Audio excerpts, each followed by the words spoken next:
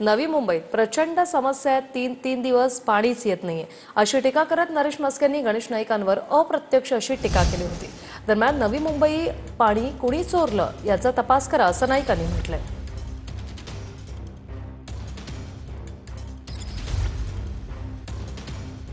म्हणजे ताजमहल नाही, दिसण्यापुरतं फक्त आहे. प्रचंड अशा समस्या ह्या नवी मुंबईमध्ये आहेत. तीन दिवस पाणी नसतं. आपण त्या ठिकाणी माणसाचं प्रेत, त्याला अग्नी देतो. आपण म्हणतो की त्याचा निरोप देतो. कित्येक ठिकाणी ज्या ठिकाणी अग्नी देतात त्या ठिकाणी छप्पर नाहीये, रस्ता नाहीये. CRZचं कारण सांगितलं जातं. अरे मग कसली सत्ता तुम्ही उपभोगली? आता तुम्ही मगाशी म्हटलं तर कोणी काय म्हणते या गावात पाणी नाही, त्या गावात.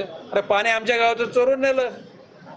नवी मुंबईचं पाणी कुठं चोरून नेलं त्याचा बघा, तपास करा आणि चोरलेलं पाणी परत द्या.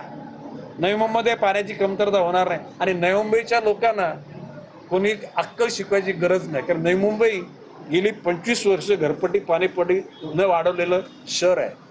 आणि देन टू नवी मुंबईचा शिक्षण विभाग, आरोग्य विभाग, पाणी पुरवठा, घनकचरा, गार्डन, मैदान, नवी मुंबई तुमच्यापेक्षा 100 पट पुढे आहे.